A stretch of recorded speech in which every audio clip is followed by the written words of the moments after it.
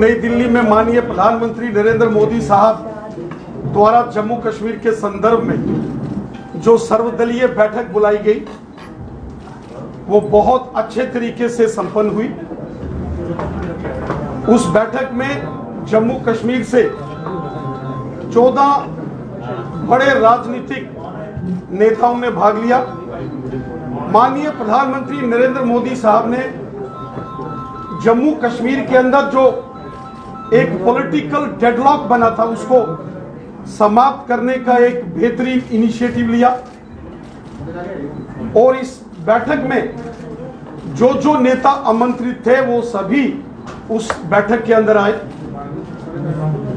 Bharatiya Janata party की ओर से यहां मैं स्वयं इस बैठक में शामिल हुआ। वहीं हमारे पूर्व उप मुख्यमंत्री श्रीमान कविंद्र गुप्ता जी और पूर्व उप मुख्यमंत्री डॉक्टर निर्मल सिंह जी ने भी भाग लिया। साथियों, भारतीय जनता पार्टी ने इस ऑल पार्टी मीटिंग जो जम्मू कश्मीर के संदर्भ में बुलाई थी माननीय प्रधानमंत्री जी द्वारा, उसमें जम्मू कश्मीर के राष्ट्रवादी लोगों के, देशभक्त लोगों के वो सभी विषय उस बैठक में रखे जो 70 वर्षों से जम्मू कश्मीर के अंदर हमारे देशभक्त लोग एक मिशन के रूप में काम कर रहे हैं। उन सभी विषयों की चर्चा हमने उस बैठक के अंदर की। हम सब ने माननीय प्रधानमंत्री नरेंद्र मोदी साहब का धन्यवाद किया जो धारा 370 के समापन के बाद जम्मू कश्मीर के अंदर पश्चिम पाकिस्तान के रेफ्यूजियों को अधिकार मिले, गोरखा समाज, वाल्मीकि समाज को अधिकार मिले, दलित समाज को उनके अधिकार दिए गए। जम्मू रीजन के अंदर डेवलपमेंट का, विकास का एक नया दौर शुरू हुआ। 70 साल यहाँ के जो राजनीतिक दल जो हमेशा सत्ता में रहे, उन्होंने जो जम्मू के साथ भेदभाव किया, उस भेदभाव को समाप्त करने का एक संकल्प जो प्रधानमंत्री नरेंद्र मोदी साहब ने लिया, जिसके तहत जम्मू में एम्स, आईआईटी, आईआईएम, बड़े बड़े hydro power projects, ring roads, medical colleges, health infrastructure को ठीक करने के बड़े प्रयास, बड़े बड़े ब्रिजेस और टनल्स, बिजली और पानी की व्यवस्थाओं को सुधारने के बड़े बड़े प्रोजेक्ट्स को मंजूरी, ये सभी वो बड़े कार्य हैं जो जम्मू संभाग के अंदर शुरू किए गए। इसके लिए भी हम सब ने माननीय प्रधानमंत्री जी का हृदय से धन्यवाद किया। वहीं हमने माननीय प्रधानमंत्री जी का आभार व्यक्त किया जो जम्मू कश्मीर की बेटियों को धारा 370 के समापन के बाद यहां अधिकार मिले। जम्मू कश्मीर के अंदर जो शेड्यूल्ड ट्राइब्स लोग हैं, गुजर बकरवाल, उनको राजनीतिक पॉलिटिकल रिजर्वेशन मिला। जो पहाड़ी समुदाय के लोग हैं, जो कि बहुत ही वतन परस्त पहाड़ी कम्युनिटी, रजौरी, पुंछ, बारामूला और कुपवाड़ा के अंदर जो बसने वाले लोग हैं, जो हमेशा हिंदुस्तान का तिरंगा झंडा बुलंद करके भारत माता की जय बोलते हैं, 70 साल यहाँ के अंदर राज करने वालों ने कभी उन पहाड़ियों की आवाज नहीं सुनी, कभी जम्मू के डोगरों की वो आवाज नहीं सुनी। और माननीय प्रधानमंत्री जी के प्रयासों का ये नतीजा है कि आज 108 से अधिक केंद्रीय कानून जो धारा 370 के चलते जम्मू कश्मीर में लागू नहीं थे, वो सभी कानून आज यहां लागू हो चुके हैं। आज चाहे वो राइट टू एजुकेशन एक्ट है, वो फूड सिक्योरिटी एक्ट है, वो जम्मू कश्मीर में लागू कर दिया गया है। आज anti corruption loss Jammu Kashmir के अंदर लागू हुए हैं, तो धारा 370 के टूटने के बाद लागू हुए हैं। 70 साल यहां प्रिवेंशन ऑफ करप्शन एक्ट लागू नहीं होने दिए, यहां इफेक्टिव कोई इंस्टीट्यूशंस नहीं बनाए गए कि करप्शन को कैसे खत्म करेंगे। लेकिन आज जब धारा 370 का समापन हुआ तो वो सभी एक्ट, वो सभी कानून जो देश के पार्लियामेंट ने बनाए हैं और भ्रष्टाचार विरोधी कानून है, वो जम्मू कश्मीर के अंदर लागू हुए। आज नेशनल ह्यूमन राइट्स कमीशन का ज्यूरिडिक्शन जम्मू कश्मीर में पहुंचा है। National commission for women, national commission for scheduled caste and scheduled tribes को जम्मू कश्मीर में एक्सटेंड कर दिया गया है। ये सारे ऐतिहासिक निर्णय धारा 370 के समापन के बाद हुए। हमने माननीय प्रधानमंत्री नरेंद्र मोदी साहब का हृदय से धन्यवाद किया जो पंचायती राज कानून को और उस सारी व्यवस्था को पूरे जम्मू कश्मीर के अंदर लागू किया गया। पूरे देश के अंदर पंचायतों को अधिकार थे, ब्लॉक समितियां थी, जिला परिषदों का गठन था, लेकिन 70 साल धारा 370 के चलते जम्मू कश्मीर में पंचायती राज सशक्तिकरण नहीं होने दिया। लेकिन आज जब मोदी सरकार आई और धारा 370 को समाप्त कर दिया गया, गांव गांव के अंदर काम करने वाले चुने हुए पंच और सरपंच बहुत अच्छे तरीके से अपने अपनी पंचायतों की, गांव की, वार्डों की डेवलपमेंट कर रहे हैं। बहुत अच्छे तरीके से बीडीसी के चेयरमैन, ब्लॉक समितियों के अध्यक्ष अपना कार्य कर रहे हैं और बेहतरीन तरीके से जो district development council DDC members जो जीते हैं, जो जिला परिषदों का गठन पूरे जम्मू कश्मीर के अंदर हुआ है, उसके लिए हम सब ने माननीय प्रधानमंत्री जी का हृदय से आभार व्यक्त किया। हम सब जानते हैं जो कैपेक्स बजट इस बार जिला परिषदों के माध्यम से जम्मू कश्मीर के अंदर जिसको अप्रूवल दिया गया है, वो पिछले तमाम कैपेक्स बजट से 4 गुना 5 गुना तक अधिक बढ़ाया गया है। इस सब के लिए हमने माननीय प्रधानमंत्री नरेंद्र मोदी साहब का हृदय से धन्यवाद किया। साथियों, जहां इस बैठक में सभी राजनीतिक दलों के नेताओं ने अपना अपना पक्ष रखा, भारतीय जनता पार्टी ने जम्मू कश्मीर के देशभक्त लोगों की एक मजबूत, सशक्त और बुलंद आवाज बनकर सारे विषय हमने इस सर्वदलीय बैठक के अंदर रखे।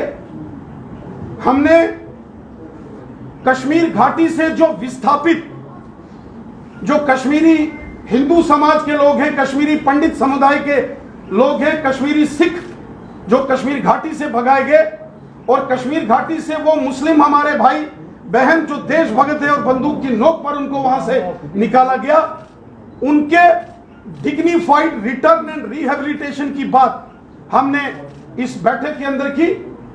हमने माननीय प्रधानमंत्री जी से निवेदन किया कि एक कमेटी का गठन किया जाए, एपेक्स कमेटी हो, एपेक्स बॉडी, जिसमें कश्मीरी पंडित समुदाय और सिख समुदाय के जो कश्मीर से विस्थापित कुछ प्रतिनिधियों को रखा जाए और कश्मीरी हिंदू समाज, कश्मीरी पंडितों की सुरक्षित और साथ सम्मान कश्मीर घाटी वापसी पर चर्चा करके रोड मैप तैयार किया जाए। और वहीं हमने पाकिस्तान के कब्जे वाले जम्मू कश्मीर से जो विस्थापित लोग हैं, जो पीओजेके के रेफ्यूजीज हैं, 1947 के, 1965 के और 1971 के रेफ्यूजीज के सभी विषयों को हमने उस बैठक में रखा। हमने डिलिमिटेशन प्रक्रिया को, जिसको शुरू किया गया है और जो प्रक्रिया चल रही है, उसको तेजी से कंप्लीट करके जम्मू कश्मीर के अंदर डिलिमिटेशन पूरा हो और कानून और न्याय संगत वो डिलिमिटेशन हो, जहां सबको इंसाफ मिले और कानून के हिसाब से हो।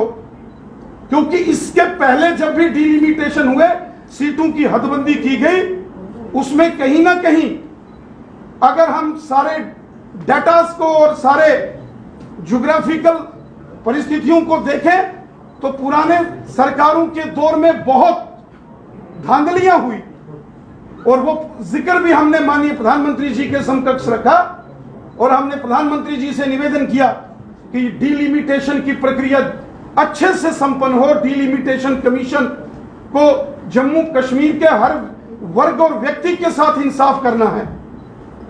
और वहीं हमने पाकिस्तान के कब्जे वाले जम्मू कश्मीर के लोगों के विषय में भी माननीय प्रधानमंत्री जी से निवेदन किया कि पाकिस्तान के कब्जे वाला जम्मू कश्मीर भी भारत का, हिंदुस्तान का हिस्सा है, जिसमें लद्दाख यूनियन टेरिटरी के साथ आने वाला गिलगित और बल्टिस्तान वो क्षेत्र भी है। ये सब भारत भूमि के भाग हैं, ये हिंदुस्तान के हैं, वो हमारी मातृभूमि के हिस्से हैं, जिसमें गिलगित, बल्टिस्तान, मुजफ्फराबाद, मीरपुर, कोटली, भिंबर, बाग, पलंदरी, देवा, बटाला और नीलम वैली जैसे क्षेत्र हैं। ये सारे भारत के क्षेत्र हैं, लेकिन वर्तमान में पाकिस्तान के नाजायज कब्जे में हैं, वहां के लोग हिंदुस्तान के नागरिक हैं, वो लोग भी इंडियन सिटीजन्स हैं, हमको उनकी भी चिंता करनी है।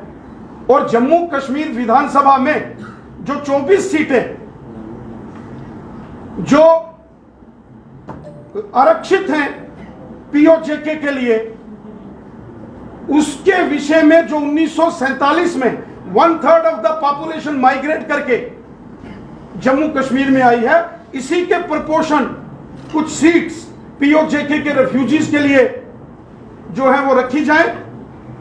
क्योंकि ये सारा मामला अब डिलिमिटेशन कमीशन के ज्यूरिडिक्शन में है, उनके तत्वाधान में होगा, तो हम ये सभी विषय डिलिमिटेशन कमीशन जिसके चेयरमैन जस्टिस देसाई हैं उनके समकक्ष भी रखने वाले हैं। इन सभी विषयों पर भारतीय जनता पार्टी ने अपना पक्ष रखा। जम्मू कश्मीर की जनता के वो सभी महत्वपूर्ण विषय हमने इस सर्वदलीय बैठक के अंदर पूरे जोर शोर के साथ रखे हैं। पूरा रिप्रेजेंटेशन बना के हमने माननीय प्रधानमंत्री जी और माननीय गृह मंत्री जी को सौंपा है, और हमें विश्वास है और माननीय प्रधानमंत्री जी ने इस सर्वदलीय बैठक को संबोधित करते हुए कहा और जम्मू कश्मीर की सभी राजनीतिक पार्टियों और सभी नेताओं से यह आह्वान किया कि हम सबको मिलकर दिलों की दूरियां भी मिटानी होंगी और दिल्ली की दूरियां भी मिटानी होंगी। माननीय प्रधानमंत्री नरेंद्र मोदी साहब ने कहा पूरा जम्मू कश्मीर उनके परिवार के जैसा है और जम्मू कश्मीर का प्रत्येक नागरिक, प्रधानमंत्री जी ने कहा, उनके परिवार के सदस्य जैसे हैं। माननीय प्रधानमंत्री जी ने सबका आह्वान किया कि हम सबको मिलकर एक मजबूत जम्मू कश्मीर, एक मजबूत भारत के लिए काम करना है। हम सब ने मिलकर उज्जवल जम्मू कश्मीर के भविष्य के लिए और उज्जवल भारत के भविष्य के लिए मिलकर काम करना है। माननीय प्रधानमंत्री जी ने कहा हम भारत देश के नागरिक हैं और हम सबको मिलकर एक भारत और श्रेष्ठ भारत के संकल्प को मन में लेकर काम करना चाहिए। आतंकवाद, अलगाववाद और पाकिस्तान की मानसिकता ने जम्मू कश्मीर को बर्बाद किया है। जम्मू कश्मीर का अगर कोई सबसे बड़ा दुश्मन है वो आतंकवाद, अलगाववाद और पाकिस्तान की मानसिकता है। इस मानसिकता को, इस विचारधारा को हमको समाप्त करके एक भारत श्रेष्ठ भारत की विचारधारा को लेकर हमको आगे बढ़ना होगा और सबको मिलकर जम्मू कश्मीर की जनता के हित में हम सबको कार्य करना होगा।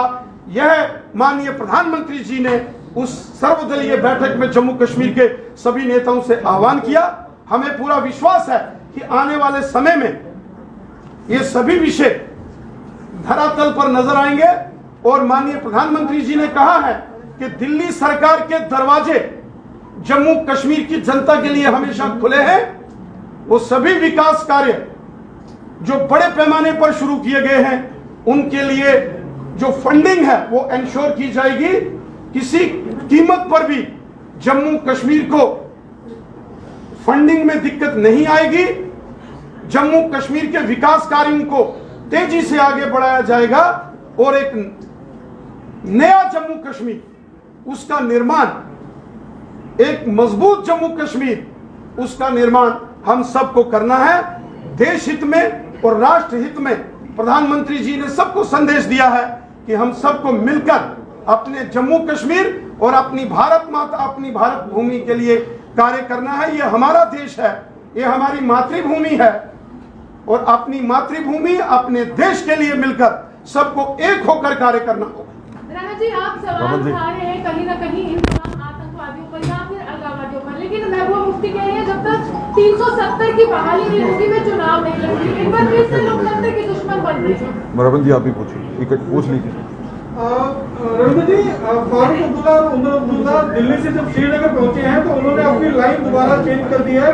उन्होंने कहा है कि राज्य में पहले जो है वो पहले स्टेट होल्ड रिस्टोर होना चाहिए, उसके बाद चुनाव और फिर डिलिमिटेशन की बात होनी चाहिए। माननीय प्रधानमंत्री जी की इस सर्वदलीय बैठक में जम्मू कश्मीर को पूर्ण राज्य के दर्जे के संबंध में भी चर्चा हुई और इस विषय पर बोलते हुए हमारे देश के माननीय गृह मंत्री श्रीमान अमित शाह साहब ने स्पष्ट किया है कि जब धारा 370 पर पार्लियामेंट में चर्चा हो रही थी 5 अगस्त 2019 को, उस वक्त माननीय गृह मंत्री अमित शाह साहब ने कहा था कि जम्मू कश्मीर को अभी केंद्र शासित प्रदेश यूनियन टेरिटरी बनाया जा रहा है और भविष्य में जब जम्मू कश्मीर के हालात सामान्य हो जाएंगे, परिस्थितियां ठीक हो जाएंगी, तो जम्मू कश्मीर को पुनः राज्य का दर्जा बहाल किया जाएगा। और माननीय प्रधानमंत्री जी ने भी राष्ट्र के नाम जब अपना संबोधन दिया था, उन्होंने भी कहा था कि जब परिस्थितियां सामान्य हो जाएंगी तब जम्मू कश्मीर को राज्य का दर्जा बहाल कर दिया जाएगा। रही बात कुछ नेताओं की जो सर्वदलीय बैठक में थे और जिन्होंने कहा कि अगर जो धारा 370 के ख्वाब देखकर जी रहे हैं जो लोग, उनके लिए एक बात स्पष्ट है, जिस धारा 370 ने जम्मू कश्मीर में आतंकवाद, अलगाववाद और पाकिस्तान की मानसिकता को जन्म दिया और जिसके चलते लाखों बेगुनाह लोगों की यहां हत्याएं हुई, उस धारा ने जम्मू कश्मीर के लोगों को तकलीफें पहुंचाई हैं। उस धारा को पुनः स्थापित करना अब नेक्स्ट टू इम्पॉसिबल है। कयामत की सुबह तक धारा 370 अब वापस नहीं होगी। जो रजिस्टर्ड पॉलिटिकल पार्टीज हैं उनको अब इस चैप्टर से आगे बढ़कर जम्मू कश्मीर की जनता की भलाई के लिए सोचना चाहिए और जब भी चुनाव हो सबको चुनाव लड़ना चाहिए। चुनाव लड़ना भारत के संविधान ने सबको अधिकार दिया है और अगर चुनाव जब भी होंगे तो मैं उम्मीद रखता हूं कि वो उन सबको यह चुनाव लड़ना चाहिए।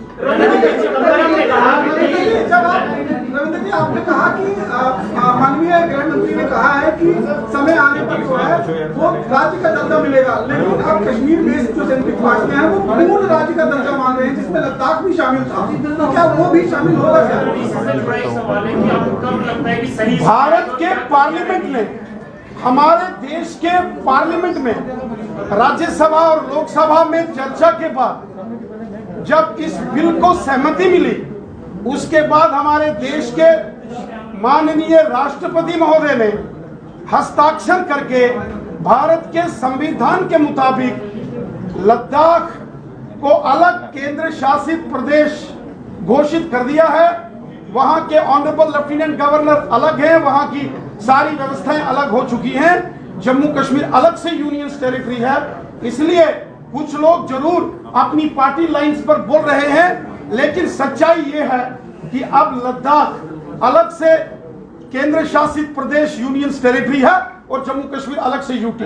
राणा साहब, एक सवाल मेरा आपसे, क्या स्वास्थ्य विभाग पर बात हुई है ऑल पार्टी मीटिंग में? क्या स्वास्थ्य विभाग की ओर, क्योंकि जम्मू के हालात जो है कोरोना वायरस की वजह से, लेकिन तब आरोप ये लगता था कि वो कश्मीर सेंट्रिक हुआ है, लेकिन 5 अगस्त 2019 को जम्मू को ये लगा कि बिना डायलॉग प्रोसेस के भी काम चलाया जा सकता है। लेकिन क्या अब मान लिया जाए कि फिर से डायलॉग प्रोसेस? माननीय प्रधानमंत्री, चूंकि एक पॉलिटिकल डेडलॉक बना हुआ था, पिछले 2-2.5 वर्षों में एक पॉलिटिकल डेडलॉक जम्मू कश्मीर के अंदर था।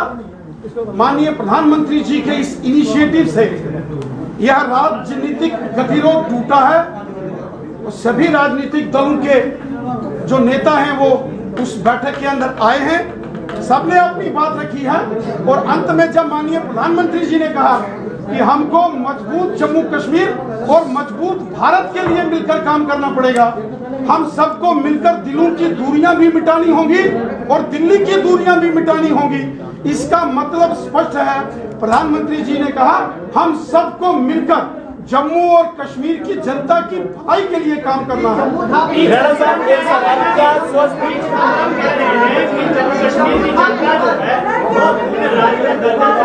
लेकिन राणा साहब पहले चुनाव चाहती है। आप जो कांग्रेस के कुछ नेता हैं, पी चिदम्बरम हो या कुछ और नेता हो, वो उस बैठक में नहीं थे, लेकिन इस प्रकार के कांग्रेस के कुछ नेता हमेशा राष्ट्र विरोधी बयानबाजी करते हैं। कांग्रेस को इस प्रकार की राष्ट्र विरोधी जो है वो बातों से दूर रहना चाहिए और देश हित में राणा साहब कश्मीर की बात करें, पहले नाम जम्मू का आता है फिर कश्मीर का आता है। जब भी सेंटर में कोई बात होती है तो कश्मीर के नाम पर होती है।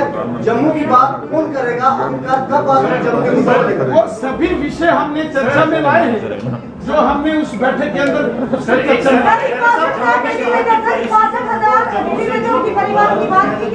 होता है वो कम होगा, मगर आप भी जानते हो परिसीमन जो है वो पॉपुलेशन के आधार पर मेजोरिटी पे होता है। 2011 का सेंसस जो है वो नजर में लिया गया है, तो आपको क्या लगता है कि जो आप भेदभाव की बात करते हैं वो कितना सेटल हो पाएगा? जो परिसीमन है, डिलिमिटेशन ऑफ असेंबली सीट्स, जिसके तहत जम्मू कश्मीर में नई विधानसभा की सीटों का गठन होगा, उसका एक सेट नॉर्म से डिलिमिटेशन कमीशन के सामने एक कॉन्स्टिट्यूशनल प्रोविजन जिसमें पॉपुलेशन एक कंपोनेंट है, उसके अलावा उस अलग अलग क्षेत्रों की रोड कनेक्टिविटी कैसी है, एक्सेसिबिलिटी कैसी है, टोपोग्राफी कैसी है, एक्सट्रीम हिलीज है या कम हिली एरियाज है, टेरेन कैसा है, वहां के अंदर बेसिक जो फैसिलिटीज हैं, health facilities, school educational facilities, उनकी क्या व्यवस्थाएं हैं, ऐसे अनेक पैमाने हैं जिनके आधार पर वह रिपोर्ट डिलिमिटेशन कमीशन ने तैयार करनी है।